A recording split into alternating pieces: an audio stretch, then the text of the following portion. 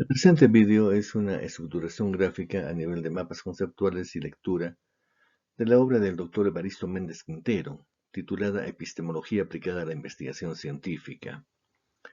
Es un referente bastante claro y muy útil para toda persona que desee realizar un trabajo de tesis, ya sea a nivel de licenciatura, a nivel de maestría o de doctorado. Tiene todos los componentes y elementos necesarios para validar este trabajo de tesis, ya que se prodiga mucho en lo que es la sustentación y la fundamentación del mismo. Sin embargo, la obra del doctor Evaristo Méndez Quintero es bastante densa y en aras de darle una mayor simplificación para un mejor entendimiento del lector, lo llevé a un plano gráfico, de tal manera que me he permitido hacer mapas conceptuales de su obra, a fin de que el lector tenga una mayor permeabilidad, una mayor asimilación de la misma. De la multicausalidad a la teoría estadística. Si bien se admitió la multicausalidad para explicar los fenómenos problemas, solo representó una actualización de la teoría de la causalidad, aunque no se puede dejar de considerar esto como un avance en el desarrollo de la ciencia.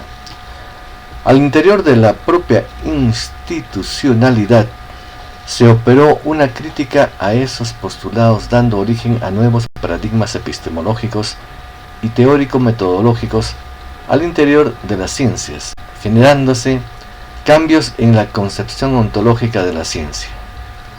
Llegó un momento en que la epistemología positivista hizo crisis, recibió críticas desde el marxismo y desde los mismos científicos que originalmente comulgaron con esta perspectiva. Se puso en cuestionamiento inclusive la legitimidad de la ciencia, por lo que precipitó la aparición de la epistemología a mediados del siglo XIX.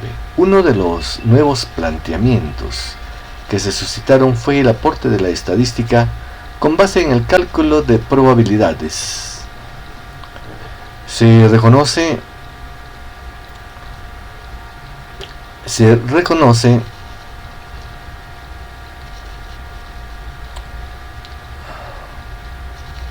que no hay un conocimiento absoluto, por lo que se abandonó la causalidad y se asumió el principio de la correlación, es decir, al grado de asociación entre las variables. Luego, por medio de experimentos matemáticos, se buscaba la universalización de los datos obtenidos en una muestra, reconociendo márgenes de error y de confianza. Esto representó ciertamente una apertura. Se admitió la existencia del error proveniente tanto de la naturaleza del fenómeno como de los instrumentos utilizados en su captación. Sin embargo, generó un nuevo reduccionismo al asignarle a la ciencia un propósito descriptivo y no explicativo. Se argumentaba que era difícil encontrar relaciones causales entre los fenómenos, que la vía de acceso era demostrar niveles de relaciones calculando un índice de correlación. Este movimiento hacia el cálculo estadístico significó la salvación del empirismo y su metodología. Se produjo un matrimonio con el racionalismo al admitir la teoría estadística, la cual pasa de contrabando como si fuera una simple herramienta de la investigación, obviando su ubicación como modelo deductivo racional. En las investigaciones convencionales, ingenuamente, se plantea un problema de manera empírica,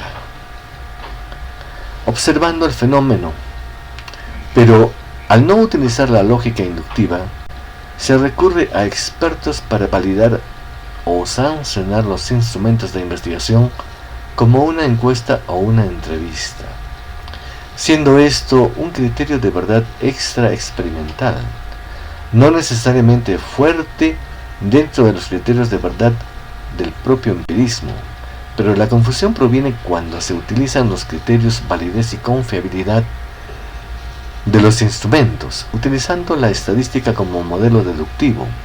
Una cosa es una muestra utilizando los principios positivista causales y otra es una muestra probabilística.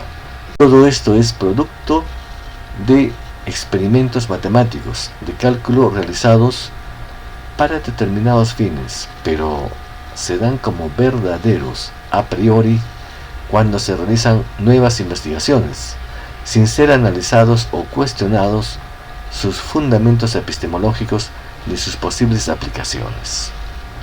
Y es aquí donde está el problema. La estadística conduce a un nuevo determinismo y por lo tanto a un nuevo dogmatismo científico. Representa un aporte para el conocimiento de la realidad y todo científico debe dominarla, pero no es la única vía para la explicación de la realidad. Es necesario dominarla más allá de su consideración técnica metodológica.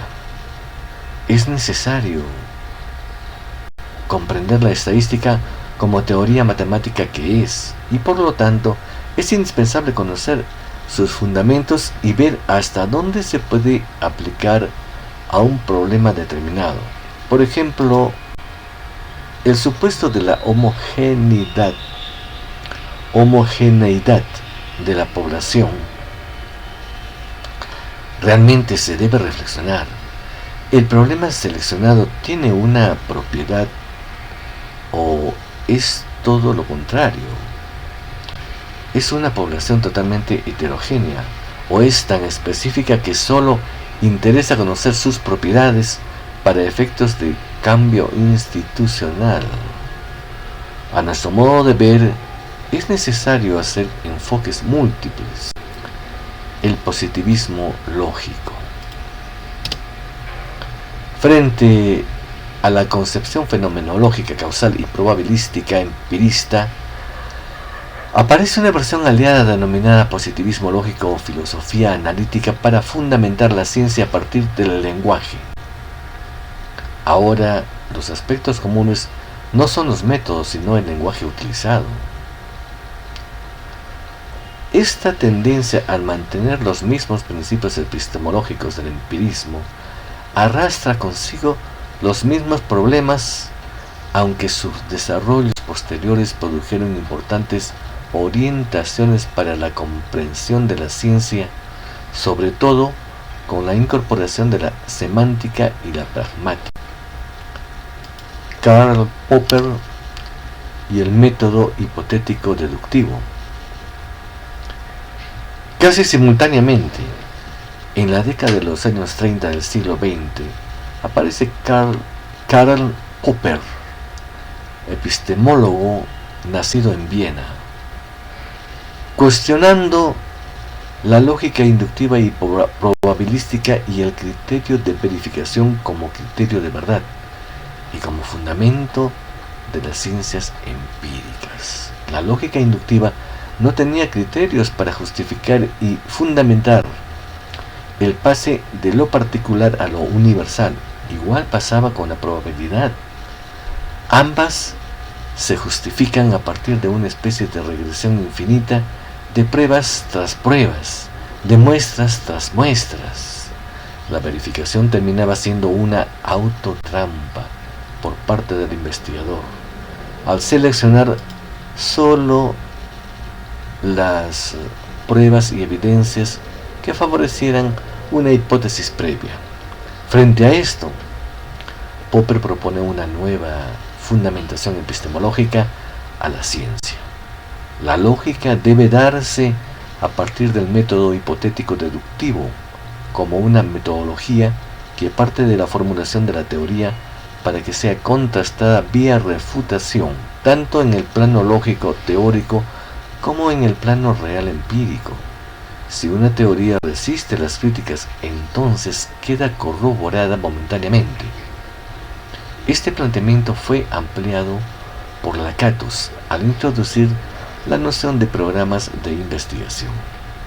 El programa consiste en reglas metodológicas. Algunas nos dicen las rutas de investigación que deben ser evitadas, heurística negativa, y otras los caminos que deben seguirse, heurística positiva. Este autor introduce el concepto de falsacionismo sofisticado frente al falsacionismo ingenuo de Popper. Lakatos sostiene que sustituye del concepto de teoría como concepto básico de la teoría de la investigación por el concepto de serie de teorías. Estas nuevas formas de fundamentar la ciencia, la probabilística, la del lenguaje y de la contrastación, a pesar de su importancia, llegaron a ocupar una posición secundaria en el ámbito institucional al imponerse siempre el modelo empirista de verificación y cuantificación del conocimiento. El empirismo se consolidó como paradigma hegemónico en el mundo occidental, específicamente en los Estados Unidos, al aliarse con la concepción pragmática de la realidad, y América Latina se limitó institucionalmente a copiarlos.